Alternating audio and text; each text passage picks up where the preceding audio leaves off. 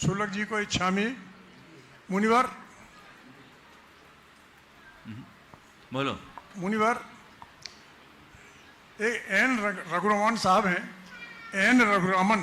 देना आपने सुना होगा, उनके दैनिक भास्कर में उनका फंडा रोज आता है।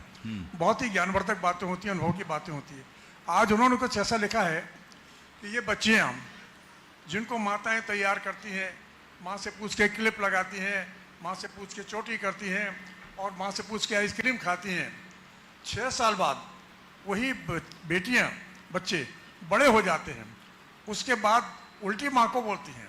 तो ये एक जो जनरेशन गैप हुआ, यहाँ से जो एक टर्न हुआ है जीवन में, उनके जीवन में, तो इसमें ये कहते हैं कि माता पिता आज भी उस बच्ची की तरह देखते हैं जो कभी उनसे सुरक्षा और अनुमति की तलाश करती थी।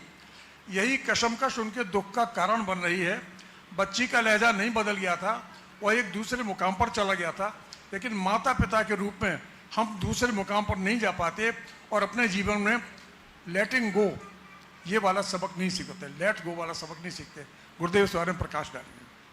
देखिए, रघुरमन साहब मेरे पास भी अनेक बार आए हैं और शंका समाधान के 4 सत्र उन्होंने संपादित किए हैं। बहुत अच्छी बात आज उन्होंने लिखी है, जो आपने कहा उसके अनुसार मैं कह रहा हूँ। बच्चों में अगर बदलाव आता है तो बच्चों के प्रति माँ बाप के दृष्टिकोण में भी बदलाव आना चाहिए। प्रायः माता पिता अपने बच्चों को बच्चे मानने की जगह अपना एसेट मानने की भूल कर देते हैं।